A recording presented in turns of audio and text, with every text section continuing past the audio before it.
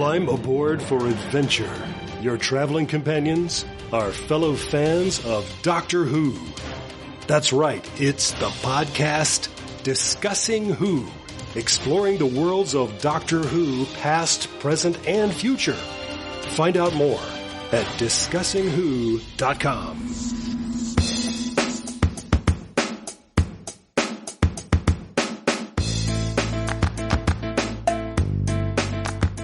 The Discussing Network presents Discussing Comics. I am Kyle Jones, and I want to welcome back Ryan Kent. Ryan, how are you? I'm well. How are you doing? I can't complain. I am happy that I have new comics that I purchased on Wednesday, and I guess I could have purchased some of them on Tuesday, but I waited until Wednesday. But I think, my friend, you actually went to a comic store this week. Am I right? Oh my gosh, yes. For the first time since pre-lockdown, I don't know, I guess that would be early March, I got to visit my local comic shop, Acme Comics, here in Peoria, Illinois. Great shop for anyone in the area. And picked up, let's see, I don't even know what came out this week versus previous weeks because they've just been holding my comics for me. So I had a huge stack that I haven't even begun to go through yet. But it just felt good to get back and get back in the swing of things. So give me an idea, how tall was the stack? Well, normal stack I would say was maybe 4 or 5 inches tall, but then I also spent some time going through, they put out all new stuff in the 50-cent bins, which is just one of my favorite things to do, and I had nothing to do, so I got probably another 6 inches worth of 50-cent comics as well. So give me some idea title-wise. What did you buy? Just random. Things I noticed in there, a couple Amazing Spider-Mans I hadn't got a chance to read, the new Daredevil, that Joker 80-page giant, or the anniversary that they've been doing. I picked that up, so I'm excited to go through that. I bet that's got some cool stories in it. Kind of a lot of boilerplate stuff because I haven't, there hasn't been new stuff for me to pick up or anything. No new, smaller titles or anything for me to check out. So it was kind of just the boilerplate. Batman was in there. I'm trying to think of anything. Harley Quinn. Just kind of my steady diet of regular comics. I was just sitting here thinking, and there is some that I wish, and it may be, and if anyone knows if these comics are available digitally, that you can read them somewhere online, I would love to know where you could access them. I don't want to go buy these because I have a storage bin in Hattiesburg, Mississippi, where I have like wall-to-ceiling comic books from my childhood. And I would love to be able to read some of the Milestone Media comics again. Obviously with everything going on, the fact that Milestone was so diverse of a lineup, I would love to be able to read them, and I have them all, but I personally just don't want to go climb through boxes, right, in a storage bin to find them. So I'd love to read them digitally. But yeah. Are they not on Comixology? I don't know. I should look. I should absolutely look because I would be very interested to read the original Milestone, not, the reintroduction of Static into, Static Shock as it was referred to in the New 52. I'm talking about Static in his original costume from back in the day. I used to love reading those. And I think that was, I know I was in college, so this would have been 91, 92, 93, somewhere about. Yeah, I've never read any of that stuff. That's a little bit before my time. I agree with you. I'd love to read some of that stuff because I did love that show growing up. I was kind of in the sweet spot for that Static Shock show that was on Kids WB. I used to watch that all the time. So I would absolutely love to look into it. And you're right, the moment is perfect to be looking for those kind of comics right now. Yep, I love the fact, so you had Icon, who was, for all intents and purposes, a black Superman. It was an alien who was found by a woman somewhere in America. The difference is, instead of this, middle of America white family, I believe he was found by a woman who was a slave, and his name was Augustus Freeman that he was given. And of course he lives for he lived to the present and etc. because of him being an alien, but still the whole Superman mythology was kind of redone and reshaped, and it was just so freaking good. And I would love that sounds excellent. Yeah, that sounds excellent. I'm woefully undereducated on these comics. I've never had a chance to read them, but that alone sounds like a tremendous idea for a comic that I would love to pick up. Yep. So anyone who knows, if you're out there and you're listening to us and you say, hey, I know where to find us, send us some information. You can find us at host@discussingnetwork.com. That's HOSTS at discussingnetwork.com.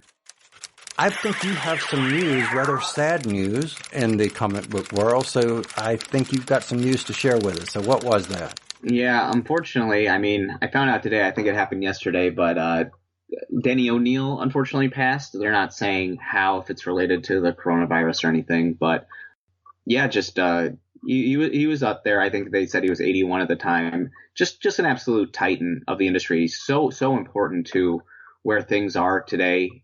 He saved the Batman titles. He wrote on Daredevil.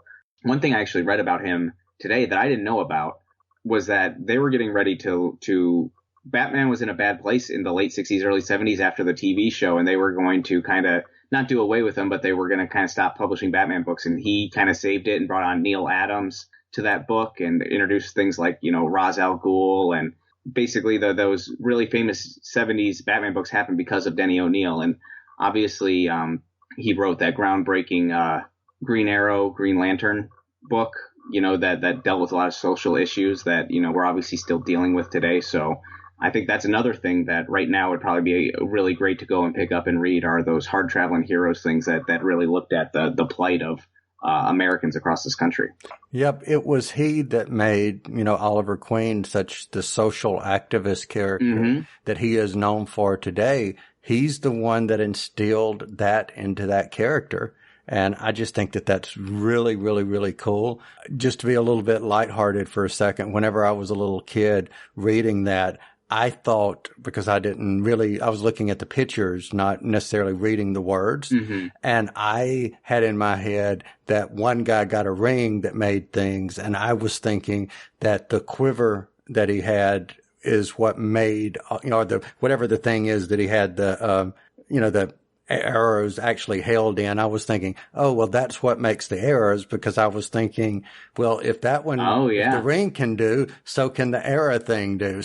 So he just had an unlimited thing. That's kind of how it's treated in comics. They never really run out of arrows. Yep. Unless it's storyline dictated. Oh, of course. All right. So speaking of news, and I think that's kind of cool where the name that I'm going to refer to, and I know things, let me preface this by saying I know things change, and change is a part of life. And just as we used to read Wizard magazine, we now, don't, because we find our information on the internet. But literally, when I think of stopping reading Wizard and going on the internet to find my comic book news, I went to a place called Newsarama. And I'm sure at some point you've been to Newsarama, right? Right. Newsarama is kind of the I would say, most well-known of those internet news sites for comics. So this weekend, or sometime in the last 2 weeks, I went to Newsarama.com. And my Newsarama that has, transformed over many, many years looks completely different. It's orange, and it's not even a Newsarama site anymore. It is a sub-site to GamesRadar.com. And evidently they've been bought by them. And again, I don't know anything about GamesRadar.com, but the feel of Newsarama for me was totally gone. It just felt so subscribe to this, buy this. We won't, you've got a pop-up block, you've got an ad blocker, turn it off. It felt very corporate and non. I'm looking at it right now. I didn't know this until you just said it. I'm looking at it now, and you're right. It wants to install things on my computer. It looks nothing like the old site. It looks so bland. Yeah, it does. It so feels safe. It feels like, oh, guess what? We're a games place and we want to lure in comic book readers so they might buy our games, which there's nothing wrong with, but it destroyed the feeling of this comic site that I've been reading for almost 20 years. Yeah, I mean, I'm really appalled by this. I didn't know this until you just said it. And I'm looking up here. The the URL is gamesradar.com/newsarama. Newsarama.com doesn't exist anymore. Correct. That's crazy. Because you're right. This has been an establishment. You said it, you hit the nail on the head. Like when people stopped reading Wizard, they started reading Newsarama. It was like the spiritual successor to that, and then has been a giant for years. Yeah. And, I've gone to comicbook.com. I've gone to bleedingcool.com over the years, and they're great sites. And that's what I'm going to be, using now. But it was just something about Newsarama that just had that, like you said, the successor to Wizard. It was been around. You just knew it. It was familiar. And this isn't. And, like just as you and I sitting here, the screen refreshed and it wanted to know, did I want to enable notifications? Well, Mine just got that too. Yeah. No, I don't. No, I don't. And I've already told you 3 times that I didn't. But anyway, so one other thing before we move on while I'm ranting here, if you have shared any former Newsarama news article site, that link, that URL is not going to work anymore because that whole Newsarama has gone away, which sucks, for lack of a better word. Yeah, that's an enormous archive of. Well, I mean, even links you post. I mean, like they've had really great stories on here over the years that you go back and look at. Sometimes I like to go back and look at things that, like, what were we thinking 5 years ago or whatever. And it's like, if that's gone, that really stinks. Well, I will tell you, I shared something about on May 19th. I shared something to our internal, because we use Slack amongst all the hosts of the Discussing Network. That's what we use to communicate with everyone. So I shared something in our Slack channel for Discussing Comics about Batwoman, who we're about to talk about in a minute, being recast for season 2. And if I go and if I click on that, the image is gone. So let me make sure. Yep. If I click on that link about Batwoman, it now directs me directly to gamesradar.com Newsarama. It does not take me to the original article. This is you're getting my reaction live because I didn't know any of this before this call. Cool. So your reaction is, in a nutshell, do you like this or do you not? Oh, I hate it. I hate the corporatization of comic books and really anything. But, like, I don't know. Comics are a fun niche, and I like it when I feel like comic readers are creatures of habit, and things being bought by big conglomerates just makes it feel less fun. Yep. Totally agree. Well, let's transition. I told you that I just clicked on a Batwoman link. So we talked in our last episode in detail about the fact that we were recasting the role of Kate Kane, as what we knew at the time, in Batwoman. Well, since our recording at that time, we have found out, according to one of the producers or writers of the series, they are instead going to not recast Kate Kane, but create an entirely new character by the name of, you should like this, Ryan Wilder. I think that's an awesome idea. I think that is a really creative way to get around something that they can't control. We spent a lot of time talking about how, maybe reasons why I'm blanking on the name. Ruby Rose is leaving the character. I'm not going to relitigate that, but when that's something you can't control and you can kind of create something else around it, I think I honestly really like this. Recasts, I mean, I understand it's not anyone's fault a lot of times, but they always kind of just bug me. It just seems a little off. So doing this, but maintaining the continuity of the show, I hope makes a lot of fans happy. I think this could be a really great idea if it works out well. So do you think that she should just be Batwoman?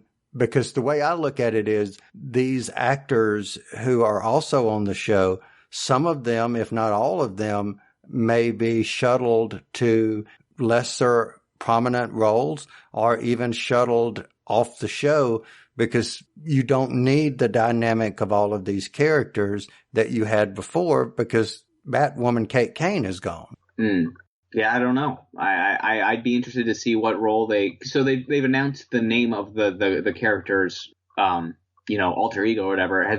So they haven't said if she's going to be, quote unquote Batwoman, or she's going to be something else, or is she going to, maybe if she's Batwoman, she's going to be just a Batwoman with a different cast of characters to more suit her character. Well, here's what it says. It says in her past, she was inspired by Batwoman. She is going to take on the mantle and is completely maybe not the right person at the time to be doing it. That's what makes it fun. Wow.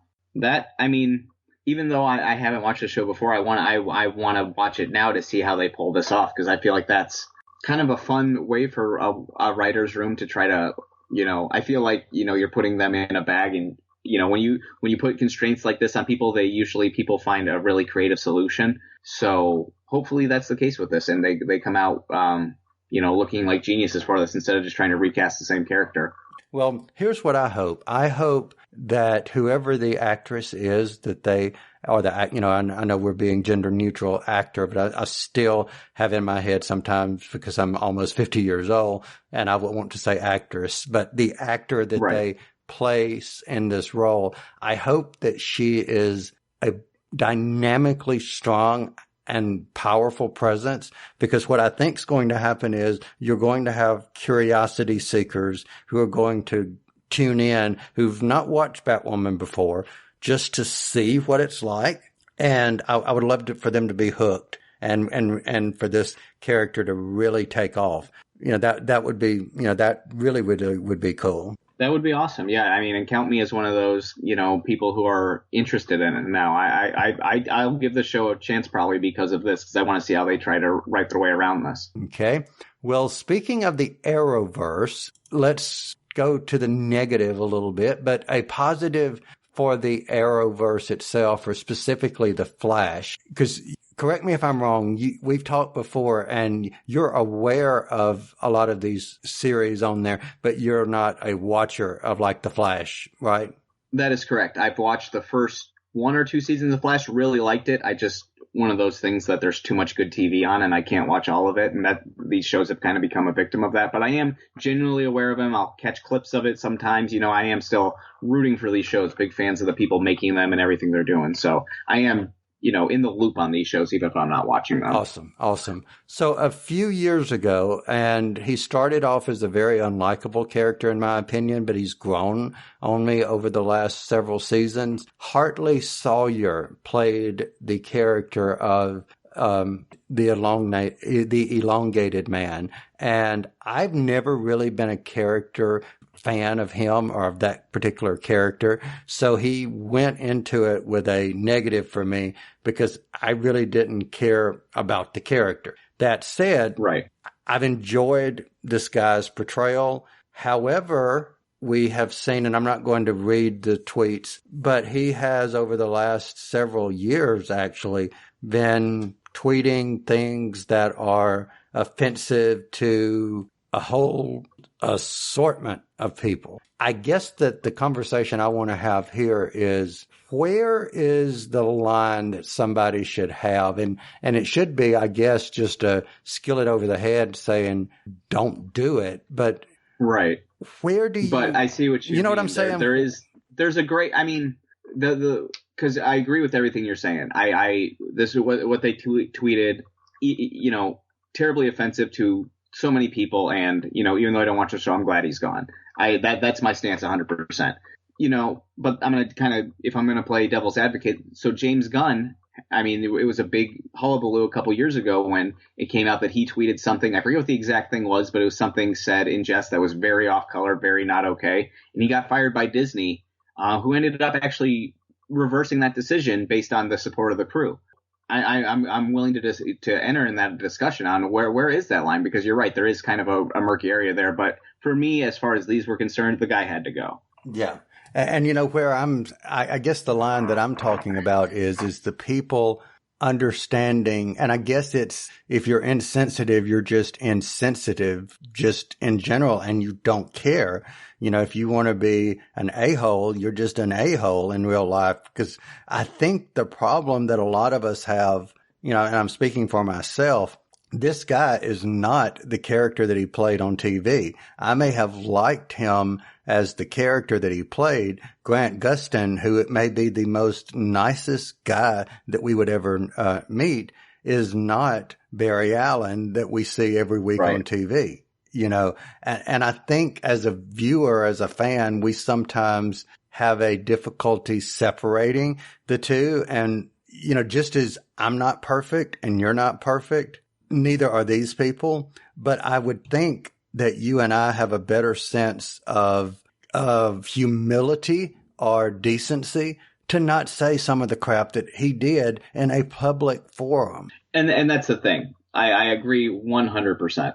Because saying it, you know, if you and I were having just a casual conversation and I said something off color, I'm not saying it's excusable, but that's something different. This person is putting out there on Twitter where you have as many followers as you have, and, you know, celebrities are always trying to grow their influence because they want what they're saying to be heard. You're putting it out there with as loud a voice as you can. You're going to the proverbial mountaintop and shouting it out. And if this is the kind of thing that someone, you know, is willing to go to the mountaintop and shout out loud and doesn't feel a sense of shame about it, I mean, it's not the kind of guy you want around your show. So I'm going to say good riddance. I don't watch the show, obviously, so I'm kind of a spectator in this. But you're right. People have a hard time separating art from the artist. But for this, there's no. I don't see a way where they could keep him.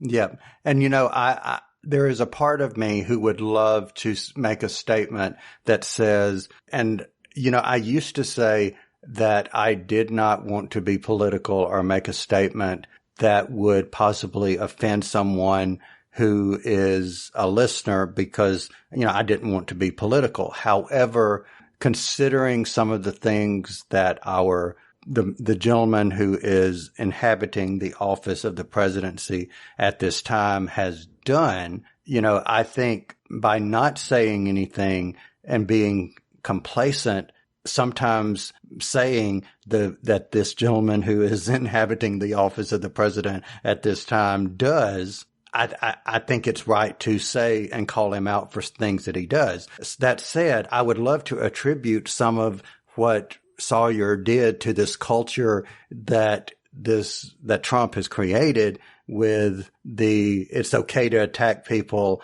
you know, as long as you've got your followers. Well, this guy was tweeting this stuff back in 2012, 2011, 2014, well before Trump took office and stuff like that. So I can't contribute that. I just say it's wrong to have the thoughts that this guy was having, but when you do it publicly, he can't be shocked when it comes back to haunt him. 100%. Because I'm just going to go ahead and say I agree with everything you've said there about our current commander in chief and all that kind of stuff. But you're making a good point because this has been going on for a long time. And one thing that, sorry, I'm just checking real quick how old this guy is, because he wasn't a child when this came out either, though. Okay, so he's 35 years old. You know, 8 years ago, he was in his late 20s, and by then you know better. Because something I notice a lot, I follow a lot of, you know, sports leagues and how when they draft things, a lot of times people come out, well, this person, you know, in 2011 tweeted this. And I don't defend them because a lot of times what they say is ignorant, and I understand that. But they also, it's like, okay, look how old they were, 12 years old when they tweeted it. He was a grown man when he tweeted this, and he should be held accountable for his actions as a grown man. Right. So, and I'm going to call you out for a second. How old are you? I am 28. Okay. So you are about the age that he was, and you at 28 know by just what you said, you don't do stuff like that. It's just, you know, I'm not going to excuse if he had the conversation in private, but like I said, he went to the top of we went to the top of the mountain and said this to as many people as he possibly could to. So I have no sympathy for this guy. Yep. I don't either. I truly don't. And I applaud, the Flash producers. I don't ever want to see someone lose their job. I don't take delight in someone losing their job. However, I've been thinking about this so much lately. We had an amazing Discussing Trek episode the other day. We were doing a DS9 episode that dealt with racism and everything. And, you know, it's just so much that I hope that this is a time in our country and society where we do move around the corner, like actually make some true progress, because I just think it's time. I mean, it's been time. Right. 100%. And this is a time where we're actually seeing change not just be talked about, but seeing actions be done. And it's distressing because it's been a stressful last couple of weeks. I mean, for everybody, but it's also heartening. I feel in the subject filled with hope that you're right, that turning a corner is a good point. And I'm not saying it'll ever be gone or anything like that, but this moment feels different than previous moments. It feels bigger than, what was it, 2012 with Trayvon Martin. It feels bigger than, I don't know, the NFL, like the most, whatever you want to say, organization. They have not been super on the right side of this. Just pledged, $250 million over the next however many years. Like, I feel like there's real change being done, and I'm hopeful for that. Yes. Me too. And speaking of being hopeful, this is the bit of inspiration that I had today, because whenever I approached you about doing an episode several days ago, I hadn't seen this yet, and I didn't see this until sometime middle of the afternoon, but it looks like Anthony Mackie, who of course was Sam Wilson, or is Sam Wilson in the Avengers, and soon to be in his own Disney Plus series, the Falcon and Winter Soldier, was on The Tonight Show with Jimmy Fallon. And I believe this was on June the 11th, which was yesterday as of this recording. Yeah, yesterday. So I asked you to read or watch this before we started recording. And I will be honest to tell you, this brought me to tears. This was so moving. And that's why I wanted to talk about this. But what was your impression of Anthony's video? I mean, not to just say same as yours, but same as yours. I'm kind of, people make fun of me in my friend group. I mean, lightheartedly, that I cry easily. But this definitely got me. That his statement was so powerful and so impassioned, and so, I don't know, you could hear you could hear fear in his voice. You could hear sadness. You could hear anger. You could hear the hope though in his voice, and his motivation to change things. And I think what he has started, I'm going to say it now and not have it right. I am a man.vote, if I'm saying that right. I hope I am. You are doing it 100% correct. I am okay. A man.vote. His goal to get 1 million men registered to vote. I think that is, I don't want to say the easiest way to change, because there's no easy way to change. But if you're listening to this and you want to make a difference, if you are not liking where things are going in this country, the best thing you can do is go out and vote. Vote for our presidential election, but also vote for your senators, your representatives, your mayors, your local officials. All of these, I mean, he said it, I'm just echoing what he said now, but these are elected positions, and these people can be voted out of office if enough people try to. And what he's doing now is trying to give everyone the opportunity to vote, to try to curb voter suppression in minority neighborhoods and in poorer neighborhoods. People feel helpless that their voting doesn't matter because of these voter suppression techniques. And him fighting that, I was, like I was moved to tears. It was very powerful. Yep. Another thing that he said, and again, this is so enlightening about education and listening to things. I did not know that, in many places that you can go ahead, if you already know, maybe sometimes months in advance of who you're going to vote for, you can go ahead and go vote, doing the absentee way. You may have to go in and vote. I don't know what it is in different districts or different states, but the fact of early voting, which is, a lot of people assume, because it's just ingrained into you, I think, that you have to wait till election day to go vote, unless it's right. Then you have to get a sitter for your kids. You have to get off of work. You have to get there before polls close. Well, I'm calling this particular episode of Discussing Comics, Give This Man a Shield, because I personally think that it is really inspiring, having watched the last Avengers movie and knowing, because I was sitting in the movie even a year ago whenever I was watching it, like bawling my eyes out at the moment that he gives, Sam the shield. And even to the point of I watched Endgame last weekend and I was sitting there bawling my eyes out again whenever he gave, Sam the shield. I'm calling this give that man a shield because it is so cool to see a black man be Captain America. And I just think that in this time, it just speaks volumes to me. Couldn't agree more. I really couldn't. You so well said. And who also couldn't agree more, I'm reading the comments from the YouTube where this video came from. Let's see. Someone says, when Captain America tells you to vote, you vote. Yeah. There's not much more to say than that. And another person says, I'm a simple person. I see Captain America, I click. I mean, so, I'm not the only one thinking that. To already as Captain America. Yeah. I hope for anyone listening that you're not offended by anything that I've said in this episode. I'm not here to make anyone feel uncomfortable, but I was moved by what I saw and my personal background, my personal situation, my personal family that I consider every bit as much of my family are black. So I, feel like I'm coming from a different place. So I feel like not that I have a right to talk about this, but again, anyone listening, I hope you're not offended. I appreciate everyone's opinion that is listening to this podcast. However, I was moved again by what he said, and I think it is important because I really, really, really hope that this is a time of real change in our society, and it is well time for change. For sure, and I'm just gonna throw in real quick. This is to me. This is a bipartisan thing. No matter who you are, no matter what you believe, you can affect change in your community by voting. So I don't think it's. I think it's a powerful thing to say that every American citizen who has the ability to should vote and voice their opinion. I think that's important, no matter who you are. Agreed. I totally agree with you.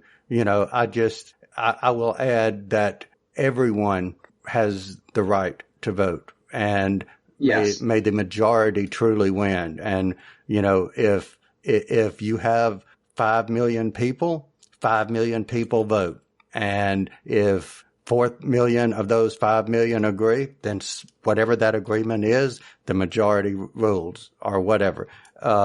But just be honest, be forthright.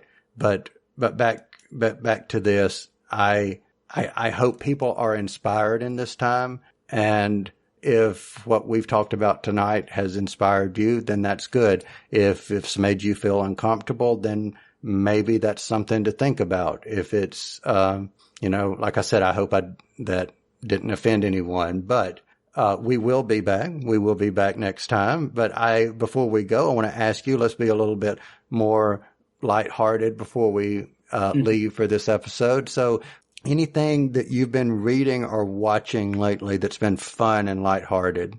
Actually, how about this? I'll give you a book that I'm reading. It's not even a comic book or a movie. It's called Sapiens. It was written by, and I'm not going to get the guy's name right. He has a Hebrew name. He's from Israel, but it's the history of human beings and how we came to be where we are. It's incredibly fascinating. If anyone's looking for a kind of a longer book to read this summer. Cool.